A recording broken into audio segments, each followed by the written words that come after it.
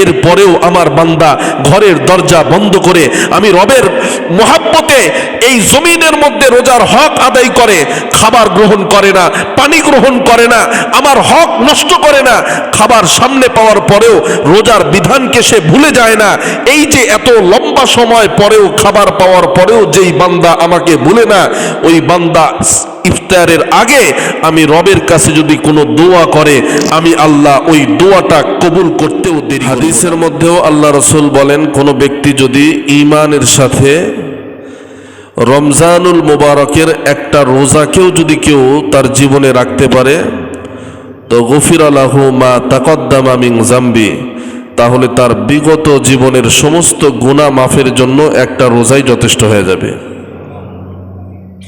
30টা রোজার দরকার নাই, একটাই যথেষ্ট।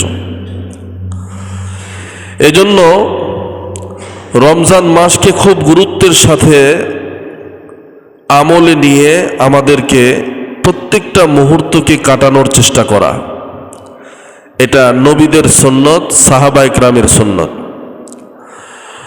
অন্যান্য মাসে সাহাবায়ে কেরাম যে পরিমাণ দুনিয়ার বাজার করতেন, রমজান মাস আসলে দুনিয়ার বাজার একটু কমায় দিতেন, আখিরাতের বাজার শুরু করতেন।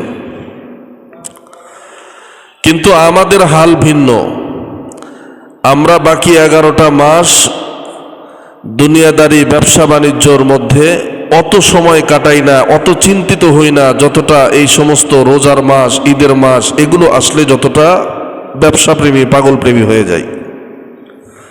মৌসুম, এখন ব্যবসা হবে। সাহাবায়ে কেরাম এর ভিন্ন ছিল। সাহাবায়ে কেরাম রমজান মাসকে ইবাদতের মাস মনে করে তারা ইবাদত করতেন। কেননা রমজান মাস এটা এমন মাস যেই মাস সম্পর্কে আল্লাহ তাআলা বলেন যে এটা আমার মাস, রোজা আমার জন্য। সুবহানাল্লাহ বলেন। আস-সাওমু লি, হাদিসের মধ্যে আসছে রোজা আমার জন্য। ওয়া আনা আজজি বিহি, যদি কোনো ব্যক্তি আমার জন্য রোজা রাখে তাহলে তার বদলা অন্য কাউকে দিয়ে দেব না, আমি আল্লাহ নিজের হাত দিয়ে দেব। যেহেতু রোজাটা আল্লাহ পাকের জন্য আর এর ফজিলত, এর জাযা আল্লাহ পাক নিজের হাত দিয়ে বন্টন করবেন বলে ঘোষণা দিয়েছেন, সুতরাং অন্য ইবাদতের মাসের মতো, অন্য সময়ের ইবাদতের মতো এর গুরুত্ব মনে করাটা বোকামি ছাড়া কিছুই না।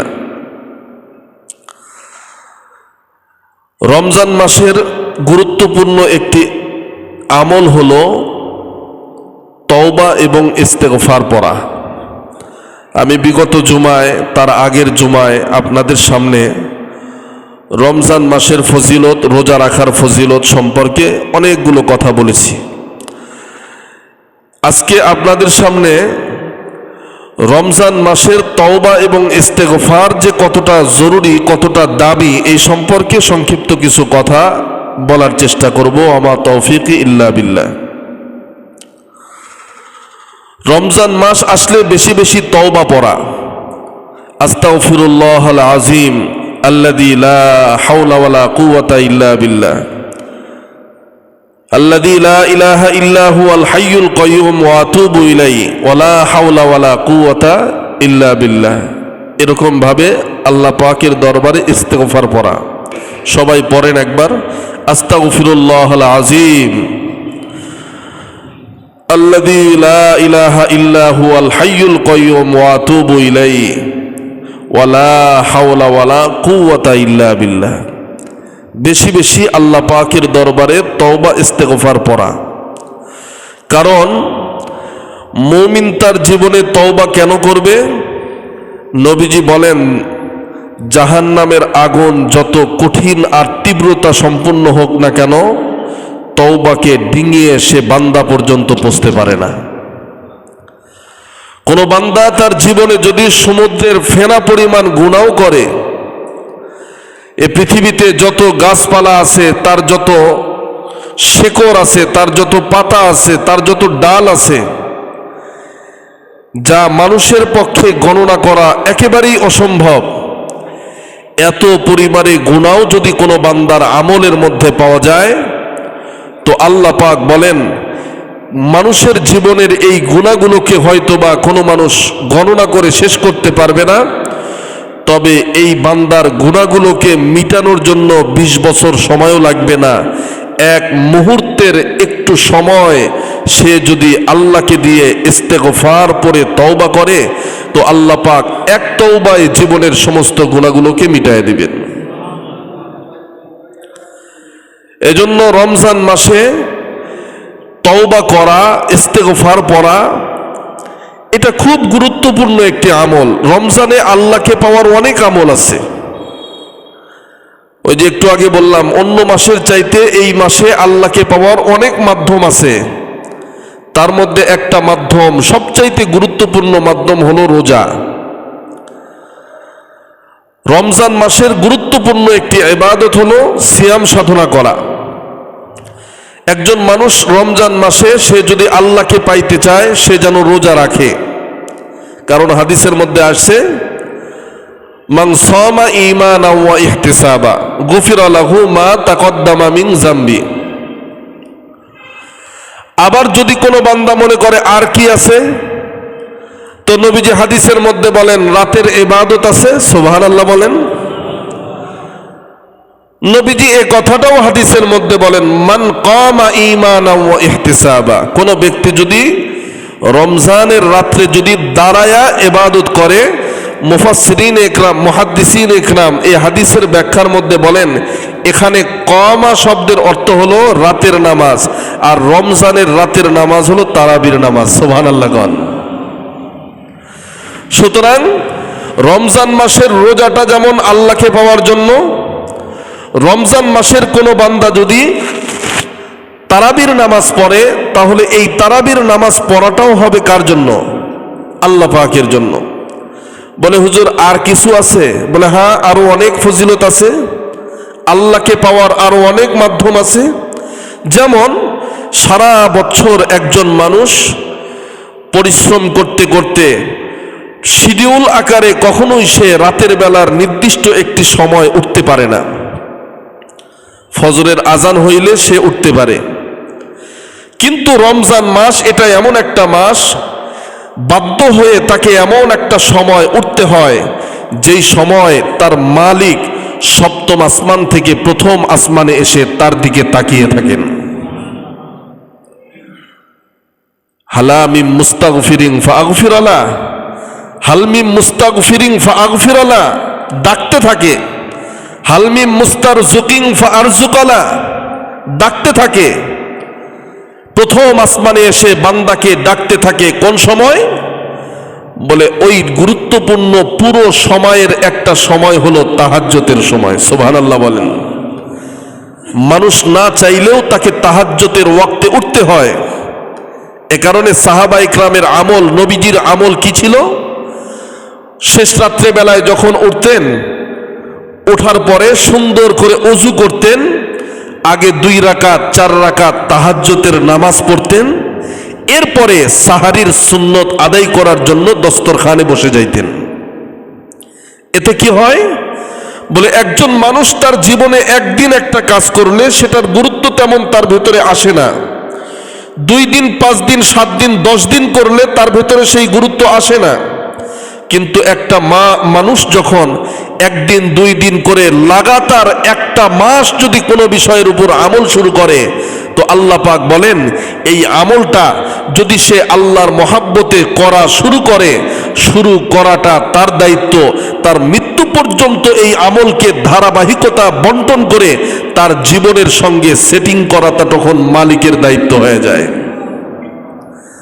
বলে বাকি 11টা মাস সে সাহারির জন্য ওঠার দরকার নাই, কিন্তু সে উঠবে কেন? রবের কুদরতের পায়ে সেজদা দিয়ে আল্লাহকে ডাকার জন্য। এটা তার জন্য সহজ হয়ে যায়। তাহাজ্জুদের ওয়াক্তে আল্লাহকে ডাকা, এটাও আল্লাহকে পাওয়ার গুরুত্বপূর্ণ একটি মাধ্যম। বলে হুজুর আর কি আছে? বলে হ্যাঁ আরো আছে। কি? বলে সারা দিন সিয়াম সাধনা পালন করার পর সন্ধ্যাবেলায় ইফতারকে সামনে নিয়ে বান্দা দাঁড়ায় গেছে, পৃথিবীর কোনো প্রোটোকল তাকে আঘাত করে নাই, কেউ তাকে বাধা দেয় নাই, তার ভেতরে ক্ষুধা আছে, তার সামনে খাবার আছে, তার কাছে সর্বক্ষণিক টাকা পয়সা আল্লাহ পাক দিয়ে রাখছেন, ইচ্ছা করলেই ঘরের দরজা বন্ধ করে সবার অগোচরে নিজের ক্ষুধাকে মিটাইতে পারেন। আল্লাহ পাক বলেন, ও দুনিয়ার ফেরেশতারা, দেখো আমার বান্দার দিকে তাকাও, সারা দিন ক্ষুধার্ততার কারণে মসজিদের মধ্যে নামাজ পড়তে আসলে আমার বান্দা শুয়ে যায়, তার শরীরটা হেলান দিয়ে একটু আরাম করে, সারা দিন রোজা রাখার পর সন্ধ্যাবেলা ইফতারের পূর্ব মুহূর্ত তার ক্ষুধার তাড়নায় এতটা বেড়ে যায় যে আমি আল্লাহ তাআলা তাকে এত কষ্টের মধ্যে রাখি যে বান্দাটা দাঁড়িয়েও সোজাভাবে থাকতে পারে না, অটোমেটিক বসে যায় অথবা বিছানাতে শুয়ে যায়। এরপরেও আমার বান্দা ঘরের দরজা বন্ধ করে আমি রবের মহাব্বতে এই জমিনের মধ্যে রোজার হক আদায় করে, খাবার গ্রহণ করে না, পানি গ্রহণ করে না, আমার হক নষ্ট করে না, খাবার সামনে পাওয়ার পরেও রোজার বিধানকে সে ভুলে যায় না। এই যে এত লম্বা সময় পরেও খাবার পাওয়ার পরেও যেই বান্দা আমাকে ভুলে না, ওই বান্দা ইফতারের আগে আমি রবের কাছে যদি কোনো দোয়া করে, আমি আল্লাহ ওই দোয়াটা কবুল করতেও দেরি করব না। ইফতারের পূর্ব মুহূর্তের দোয়া আল্লাহ পাক কবুল করেন। এ কারণে ইফতার সামনে নিয়ে দোয়া করতে হয়, ইয়া ওয়াসিআল ফাদলি ইগফিরলি। যদি লম্বা কোনো দোয়া নাও পারেন, এই দোয়াটা করেন, ইয়া ওয়াসিআল ফাদলি ইগফিরলি, আয় আল্লাহ আমার রোজাকে কবুল করে জীবনের গুনাহকে মাফ করে দেন। একদিনের ইফতারের পূর্ব মুহূর্তের একটা দোয়া যদি আপনার জীবনে কবুল করাইতে পারেন, তো পয়গম্বর বলেন তার রোজার মাস তার হায়াতে পাওয়াটা তার জন্য সফল হয়ে যায়, তার জন্য সফলতা এসে যায়। কারণ রমজান মাসের সবগুলো সময় আল্লাহর আদালতে বড় দামি। অন্যান্য মাসে কোনো মানুষ 2 রাকাত ফরজ নামাজ পড়লে যেই পরিমাণ সওয়াব পায়, রমজান মাসের 2 রাকাত নফল পড়লে তার চাইতে অধিক সওয়াব আল্লাহ পাক দান করেন। কোন কোন রিওয়ায়াতের মধ্যে তো এটাও পাওয়া যায়, রমজান মাসের 2 রাকাত ফরজ নামাজ অন্য মাসের 70টা ফরজের চাইতেও আল্লাহর আদালতে দামি। এ কারণে রমজান মাসকে নিজের ইচ্ছাধীন যদি কোনো ব্যক্তি এই এক একটা মুহূর্ত কাটায় সময় নষ্ট করে, তো পয়গম্বর তাকে ধমকি দিছেন। কেমন ধমকি? পয়গম্বর বলেন, ও মুসলমানের কাতারেই পড়ে না, কারণ মুসলমানের হায়াতে রমজান পাওয়ার পরে গুনাহ মাফ হয় না, এমন মুসলমান আল্লাহর আদালতে দরকার নাই। এই মুসলমানিত্বের দরকার নাই, ওর তো বিধর্মী হওয়া উচিত ছিল। কারণ আল্লাহ পাক বান্দাকে এত ভালোবাসেন, রোজা দিয়েছেন বান্দার জীবনের গুনাহগুলোকে মিটানোর জন্য, ইস্তেগফার দিয়েছেন বান্দার জীবনের গুনাহগুলোকে মিটানোর জন্য। সাহারি খাওয়া সুন্নত, সাহারি দিয়েছেন কেন? পয়গম্বর বলেন, তাসাহহারু ফা ইন্না ফিস সাহুরি বারাকা, তোমরা সেহরি খাও। কেন? বলে সাহরি খাওয়ার মধ্যে তোমাদের জন্য আল্লাহ পাক অগণিত বরকতের দরজা খুলে রাখছেন। বিজ্ঞান আবিষ্কার করে বলে, এর মধ্যে আবার কি বরকত? বলে কোন মানুষ দেখো না, অন্য মাসে যতটা অসুস্থতা থাকে, রমজান মাসে তার অসুস্থতার পরিমাণ কমে যায়, সারা দিন না খেয়ে আছে, এরপরেও তার ভেতরে তেমন কোনো অসুস্থতা বোধ হয় না। কিন্তু অন্য মাসে এক বেলা না খাইলেই পরের বেলা তার জন্য কাটানো বড় কষ্টকর হয়ে যায়। কেমনে, কিভাবে সম্ভব?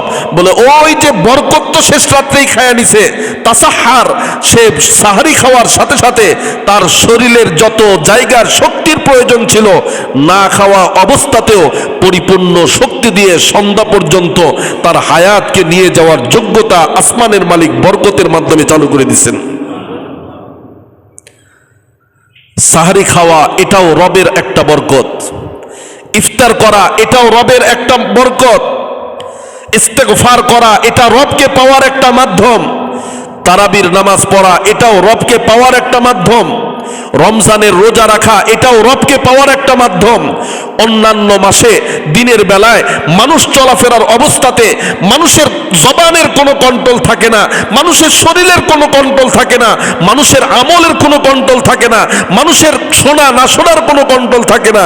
কিন্তু রমজান মাস আসলে একজন মুসলমানের সন্তান দিনের বেলায় হিসাব করে তার কদমকে চালায়। অটোমেটিক দেখবেন অন্য মাসের চাইতে রমজান মাসে মানুষ টুপি মাথায় বেশি দেয়। এটা কি দেখছেন আপনারা? অন্য মাসে অত টুপি পরে না, রমজান মাসে মাথায় যতটা টুপি লাগায়। কেন? কারণ তার ভেতরে টুপির সুন্নতের মাধ্যমে সে রমজানের দিনের বেলায় আল্লাহর আদালতে এই সুন্নতটা দিয়ে বাকি সুন্নতগুলোকে আমল করা সহজ বানায়। অন্য মাসে মিথ্যা কথা বলতে তার দ্বিধাবোধ হয় না, কিন্তু রমজান মাসে রোজার অবস্থাতে যখনই তার কথা বলতে গিয়ে মিথ্যা জবানে আসে তখন একটু ব্রেক করে তার আকল বলে এটা না রোজার মাস, মিথ্যা বলিও না। তাকে সতর্ক করে। অর্থাৎ আল্লাহকে পাওয়ার যত মাধ্যম আছে, যত মাস আছে, যত সময় আছে, এর মধ্যে গুরুত্বপূর্ণ একটি সময়, একটি মাস হলো রমজান মাস। যেই মাস, যেই সময় আমরা আমাদের হায়াতে পেয়েছি, বলেন আলহামদুলিল্লাহ। কোন মানুষ যদি এই রমজান মাসে, ওই যে শুরুতে বললাম যে কোন মানুষ যদি রমজান মাসে বেশি বেশি তওবা করে, স্বাভাবিক তওবার ব্যাপারেই তো পয়গম্বর বলেন আত্তাইবু মিনাজ জামবি কামাল্লা জামবালা। কোন বান্দা যদি তার বিগত জীবনের জন্য তওবা করে তো আল্লাহ পাক এই তওবার কারণে তার অতীত জীবনের সমস্ত গুনাহ মাফ করে তাকে নিষ্পাপ শিশু বাচ্চার মতো বানায় দেয়। তার জীবনের কোনো গুনাহ থাকে না। এ কারণেই তো মোনাজাতের মধ্যে আল্লাহকে নিজের দুর্বলতা জানানোর জন্য আল্লাহ পাক দোয়া শিখাইছেন। জীবনে কত অন্যায় করছেন, জীবনে কত অপরাধ করছেন, পৃথিবীর কেউ জানে না।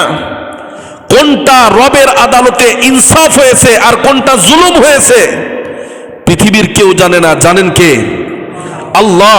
এ কারণে মোনাজাতের মধ্যে নিজের ইনসাফ আর জুলুমটাকে আল্লাহর সামনে পেশ করে ক্ষমা চাইতে হয়। রব্বানা যালামনা আনফুসানা ওয়া ইল্লাম তাগফির লানা ওয়া তারহামনা লানাকুনান্না মিনাল খাসিরিন। এই দোয়াটা শিখাইছেন কে? আল্লাহ। আমরা তো মোনাজাতের মধ্যে দোয়া, এই দোয়াটা করি, অনেকেই পারি, আমরা পারি না? আমরা রব্বানা যালামনা আনফুসানা মানে কি? দোয়া পারি, কিন্তু অনেকেই এর মানে পারি না। রব্বানা, আয় আল্লাহ, যালামনা আমি জুলুম করেছি, আনফুসানা নিজের নফসের উপরে। কার উপরে? নিজের নফসের উপরে আমি জুলুম করেছি। এইভাবে নিজেকে ধিক্কার দিয়ে আপনি আল্লাহর সামনে দাঁড় করাইছেন। রব্বানা যালামনা আনফুসানা ওয়া ইল্লাম তাগফির লানা। আপনি যদি আমারে ক্ষমা না করেন কেউ ক্ষমা করতে পারবে না। যদি আপনি আমারে ক্ষমা না করেন পৃথিবীর কাহারও সাধ্য নাই, কাহারও ক্ষমতা নাই যে সে আমাকে ক্ষমা করে। আপনি আমাকে ক্ষমা করার মালিক, আপনি ছাড়া আমার যাওয়ার কোনো দরজা নাই। এটা আপনি বলেন এই মোনাজাতের মধ্যে, আপনি আল্লাহকে বলেন ওয়া ইল্লাম তাগফির লানা ওয়া তারহামনা। আমি আপনার প্রশংসা করতেছি, আপনার মতো রব আর কেউ নাই, আপনার মতো স্রষ্টা পৃথিবীতে কেউ নাই, আপনার মতো বড়, আল্লাহু আকবার, আপনি সবার বড়, আপনার মতো বড় কেউ নাই, আপনার মতো স্রষ্টা কেউ নাই। এই কথাগুলো আমরা মোনাজাতের মধ্যে বলি, কিন্তু জানি না এটা বলতেছি। এই কথাগুলোই আমরা বলতেছি, কিন্তু এটা যে বলতেছি আমরা কেউ জানি না। লানাকুনান্না মিনাল খাসিরিন। আল্লাহ, আপনি যদি আমাদের ক্ষমা না করেন তাহলে তো আমরা ক্ষতিগ্রস্ত বান্দাদের অন্তর্ভুক্ত হয়ে যাব। রব্বানা যালামনা আনফুসানা ওয়া ইল্লাম তাগফির লানা ওয়া তারহামনা লানাকুনান্না মিনাল খাসিরিন। আল্লাহ, আমি নিজের নফসের উপরে জুলুম করেছি, নিজের নফসের উপরে আমি জুলুম করেছি, এবং আপনি যদি আমাকে ক্ষমা না করেন কেউ ক্ষমা করতে পারবে না। আমি আপনার প্রশংসা গাইলাম, আপনি আমাকে ক্ষতিগ্রস্ত বান্দাদের অন্তর্ভুক্ত করবেন না, বরং তাদের থেকে আলাদা করে দেন। মোনাজাতের মধ্যে যখন আপনি এগুলো বলেন, আপনি আল্লাহ জানে যে আপনি এই কথার তর্জমা বুঝেন না। ওই ইমাম সাহেব মোনাজাতের মধ্যে এটা বলছে, সারা জীবন বলতেছে, শুনে শুনে আপনি মুখস্থ করছেন। আল্লাহ ফেরেশতাকে ডাক দিয়া বলে, ফেরেশতা আমার বান্দা এটা তর্জমা বুঝে না, শুধু শায়রি আকারে সে এই মোনাজাতটা তার চাওয়ার মধ্যে ঢুকায়া দিছে। তবে তোমরা এটা মনে করিও না, আমার বান্দা যে না বুঝে কথাটা বলল তার মানে সে বদলা পাবে না। সে যা যা আমার কাছে চাইছে সবগুলো একেবারে সিরিয়াল আকারে আমার বান্দাকে দিয়ে দাও, দিয়ে দাও আমার বান্দাকে।